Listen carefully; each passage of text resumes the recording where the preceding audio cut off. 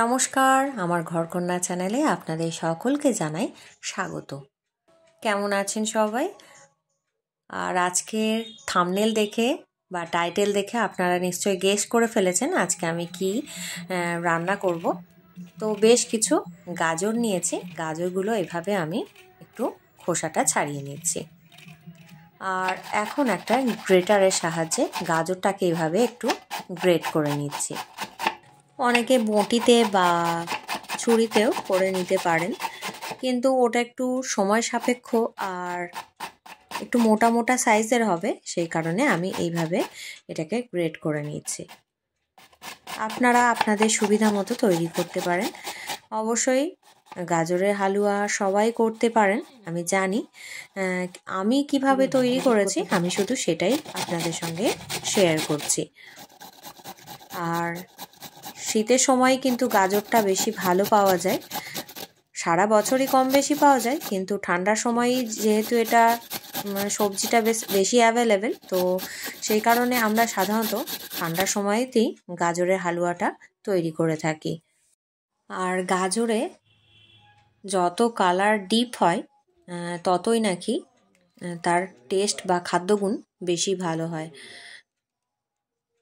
আর এখন বেশ কয়েকটা মটরশুঁটি নিয়ে নিয়েছি, আর মটরশুঁটির ভেতর থেকে দানাগুলোকে বার করে নিচ্ছি। অনেকে মটরশুঁটিটা স্কিপ করে যান, মানে আপনারাও চাইলে করতে পারেন, কিন্তু মটরশুঁটিটা দিলে এর তো খাদ্যগুণ রয়েছে আর দেখতেও সুন্দর লাগবে মটরশুঁটিটা দিলে। তো আমি কিন্তু মটরশুঁটিটা দিয়েই এই গাজরের হালুয়াটা সাধারণত তৈরি করে থাকি। এটা বেশ কালারফুল দেখতে লাগে, তো সেই কারণে আমি এটা দিয়ে থাকি। অরেঞ্জের সঙ্গে গ্রিন কালারের মটরশুঁটি দেখতে বেশ ভালোই লাগে। এখনই ছাড়িয়ে রেখে দিলাম গাজর আর মটরশুঁটি। দেখুন কালারটা বেশ ভালোই লাগছে। আপনারা এটা নাও দিতে পারেন। আর এখানে আমি বেশ কিছু কাজু বাদাম নিয়ে নিলাম, গোটা রয়েছে কাজু বাদামগুলো।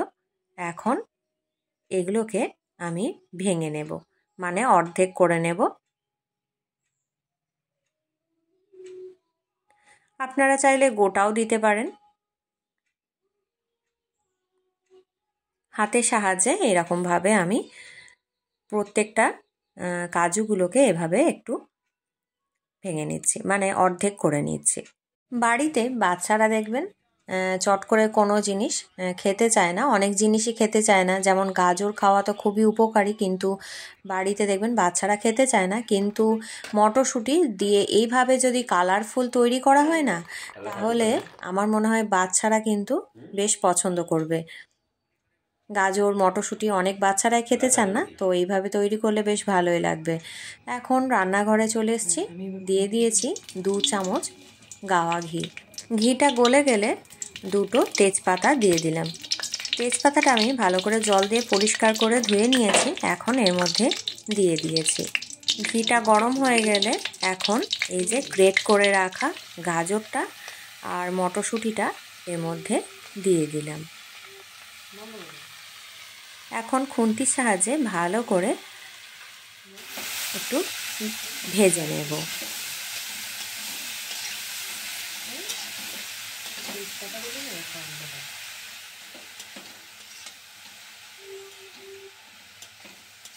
ভাজার সময় দেখবেন যে দিকটা গাজরটা তাপ পাচ্ছে সেদিকটা কিন্তু কালারটা হালকা ফেড হয়ে যাচ্ছে,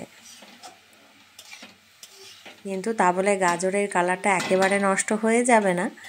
তো দেখুন এই যে মটরশুঁটিগুলো দেওয়াতে বেশ কালারফুল লাগছে, বাচ্চারা তো এগুলো পছন্দই করে থাকে।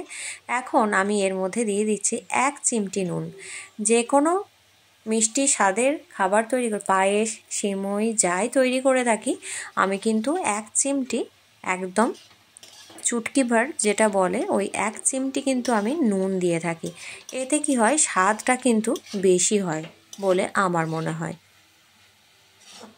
এটা আমি আমার মায়ের কাছ থেকে শিখেছি, আমার মাও দিয়ে থাকেন।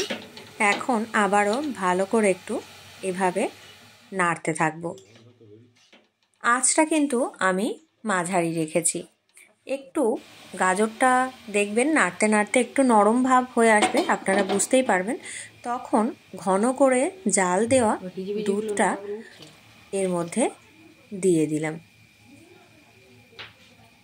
একটু নরম হয়ে আসা গাজরটার মধ্যে ঘন করে দুধ জাল দেওয়া ছিল, সেই দুধটা এর মধ্যে দিয়ে দিয়েছি।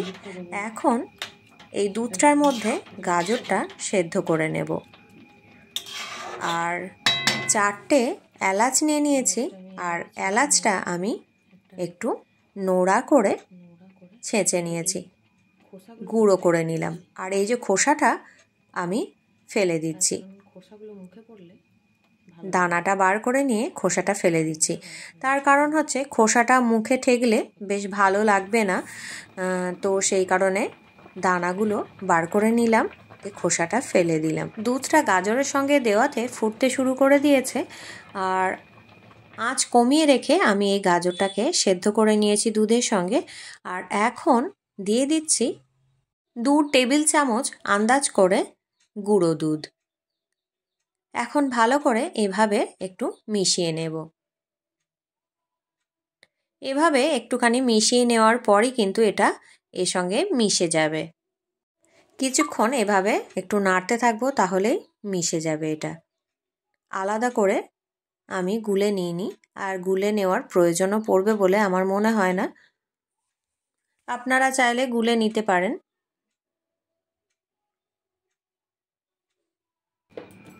একদম আঁচটা আমি কমিয়ে রেখে দিয়েছি। এখন গাজর আর মটরশুঁটি প্রায় সেদ্ধ হয়ে গেছে।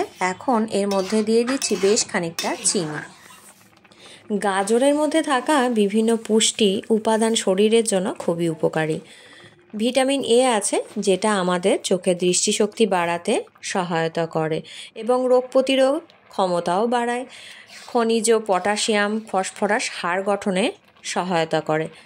গাজরে থাকা বিটা ক্যারোটিন চোখকে অক্সিডেন্টিভ স্ট্রেস থেকে রক্ষা করে। পেস্টিন নামক ফাইবার কোলেস্টেরলের মাত্রা কমাতে সাহায্য করে।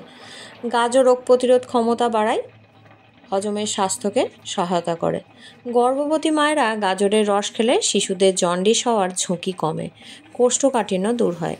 গাজর শরীরে যে কোনো ক্ষত নিরাময় করে। এখন গুঁড়ো করে রাখা এলাচটা এর মধ্যে মিশিয়ে দিচ্ছি। আর গাজর কেনার সময় একটু কালারফুল দেখে গাজর কেনাই ভালো। তো যে গাজরের কালার যত ঘন, তাতে বেশি নাকি খাদ্যগুণ থাকে। এখন রান্না আমার অলমোস্ট ডান হয়ে গেছে, মানে গাজরের হালুয়া অলমোস্ট ডান হয়ে গেছে। এখন তেজপাতাগুলো তুলে ফেলে দিলাম, তার কারণ খাবারে পড়লে, মানে খাবার সময় মুখে পড়লে সেটা খুব একটা ভালো দেখায় না বা ভালোও লাগে না, অনেকে পছন্দ করেন না। তো সেই কারণে আমি তুলে রেখে দিলাম। দেখুন কালারটা কত সুন্দর হয়েছে। আর মটরশুঁটি দেওয়ার দরুন এটা কালারফুলও দেখতে লাগছে। আর এর মধ্যে তো দিয়ে দিয়েছি কাজু বাদামগুলো। এখন পরিবারের সকলকে পরিবেশনের পালা। আজকের আমার এই গাজরের হালুয়ার রেসিপিটা কেমন লাগলো কমেন্ট করে জানাবেন। আমি জানি আপনারা সকলেই গাজরের হালুয়া তৈরি করতে জানেন, কিন্তু আমি যেভাবে তৈরি করেছি শুধু সেভাবেই শেয়ার করলাম। খুব কম উপকরণ দিয়ে, মানে ঘরে থাকা সাধারণ যে সমস্ত জিনিস থাকে সেই সাধারণ জিনিস দিয়ে কিন্তু আমি আজকে গাজরের হালুয়াটা তৈরি করলাম। আর আমাদের হাতের নাগালের মধ্যে যে সমস্ত জিনিস থাকে সেই সমস্ত জিনিস দিয়ে যদি আমরা যে কোনো খাবার তৈরি করতে পারি, আমার মনে হয় সেটা বোধহয় আমাদের জন্য খুব সহজই হয়। কড়াইশুঁটির কচুরি, পনির বাটার মশলার সাথে গাজরের হালুয়াটা পরিবেশন করে দিলাম। দেখা হবে আগামী পর্বে। নমস্কার।